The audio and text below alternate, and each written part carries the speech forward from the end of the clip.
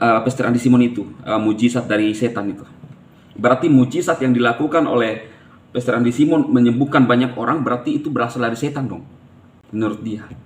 Ingat, kalau berasal dari setan itu tidak akan kekal, ya kan?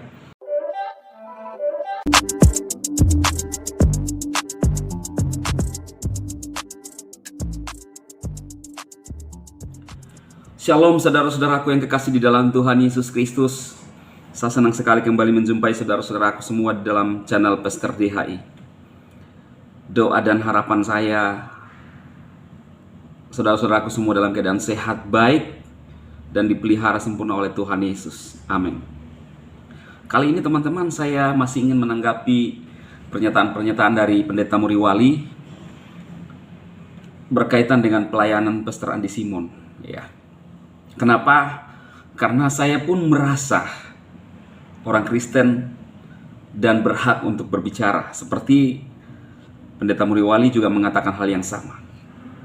Saya masih ingin menanggapi apa yang disampaikan ya. Beberapa hari ini saya menanggapi, menurut saya ini hal yang keliru yang dilakukan oleh Pendeta Muriwali. Ya. Setiap kita berhak punya pandangan.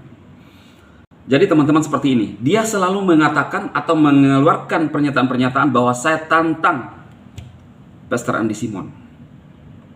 Dia mengeluarkan tantangan, tapi menantang apa maksudnya? Tidak ada kejelasan.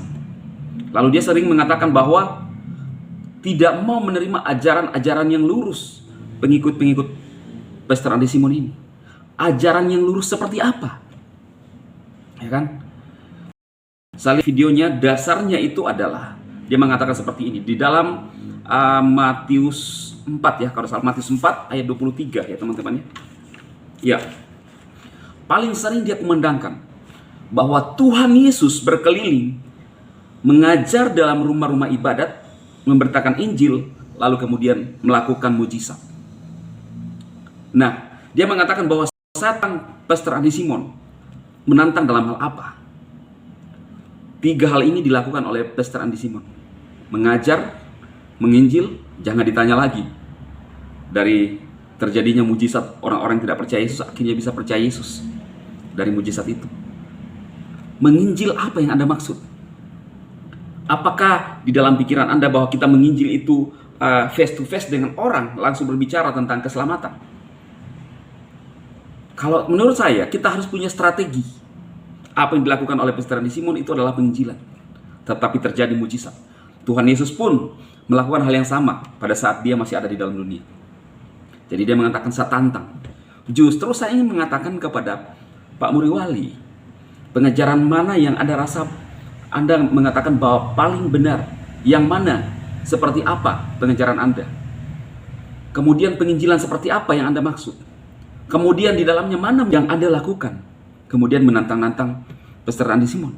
Kalau Anda mengatakan bahwa Pastor Andi Simon tidak punya pengajaran, lihat di Facebook, lihat di media sosial, lihat dia punya Geraha YS.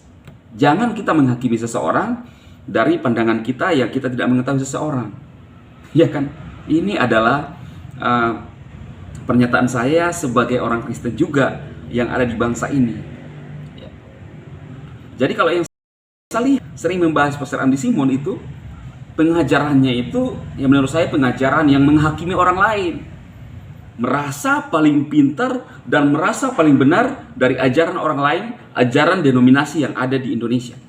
Sengaja saya tidak menampilkan video, sudah beberapa kali saya menampilkan, maksud saya hanya memberikan penjelasan dari yang saya tanggapi hari ini ya. Jadi komentar-komentar di video saya ya, orang Kristen mewakili juga orang Kristen yang sepaham dan sangat menerima, welcome dengan ajaran daripada Pastor Andi Simon. Karena Pastor Andi Simon memberikan solusi. Kalau dia mengatakan, bilang sama Pastor Andi Simon itu, mujizat dari setan itu. Berarti mujizat yang dilakukan oleh Pastor Andi Simon menyembuhkan banyak orang, berarti itu berasal dari setan dong, menurut dia. Ingat, kalau berasal dari setan itu tidak akan kekal. Ya kan? Dan Pastor Andi Simon, saya langsung berbicara dengan beliau. Dia melakukan kesembuhan itu di dalam nama Yesus dan dia menyadari bahwa dia hanya sarana. Tuhan yang bekerja buat dia. Kita tidak bisa menghakimi pendeta-pendeta lain, pola-pola yang dia gunakan, karena itu masing-masing urusan dia dengan Tuhan. Sekarang permasalahannya adalah bagaimana diri kita. Kita koreksi ke dalam. Jangan kita merasa paling pintar dari semuanya, meremehkan ajaran orang lain. Ingat, kekristenan itu saling melengkapi. Kita adalah tubuh. Ya. Denominasi ini Tuhan pakai di bagian ini. Yang ini Tuhan pakai di bagian ini. Tapi jangan meremehkan sesama kekristenan. Justru kita tidak menjadi saksi, lalu menonjolkan ini seolah-olah dan terlihat bahwa kita ini menyombongkan diri, ya, dengan meremehkan pendeta-pendeta yang lain. Mari kita bergandengan tangan untuk sama-sama apa yang kita rasa paling benar. Ayo kita berbuah, dalam artian ada hasil yang dirasakan oleh orang lain. Jadi seperti itu ya teman-teman saya, sahabat-sahabat saya, saudara-saudaraku dimanapun berada saat ini. Semoga video ini mencerahkan buat Anda semua. Saya percaya bahwa mujizat itu masih ada. Sekarang sampai selama-lamanya. Tuhan tidak bisa dibatasi. Kalau dia memberikan hak prerogatif kepada seseorang, tidak bisa kita pikirkan cara Tuhan untuk bekerja. Selama kita percaya bahwa itu adalah Tuhan, berarti kita ada di dalam pengikut Kristus, dan itu ada dalam kehendak Tuhan. Kecuali ajaran sesat, karena mereka sering memandangkan bahwa menggunakan ayat ini, bukankah kami berbuat demi namamu? Tetapi Tuhan katanya ngomong ketika Tuhan datang, saya tidak mengenal engkau. Itu berbicara kepada orang-orang atau nabi-nabi palsu yang tidak percaya kepada Yesus. Atau bisa juga pernah dipakai oleh Tuhan, tetapi pada akhirnya dia undur daripada Tuhan Yesus.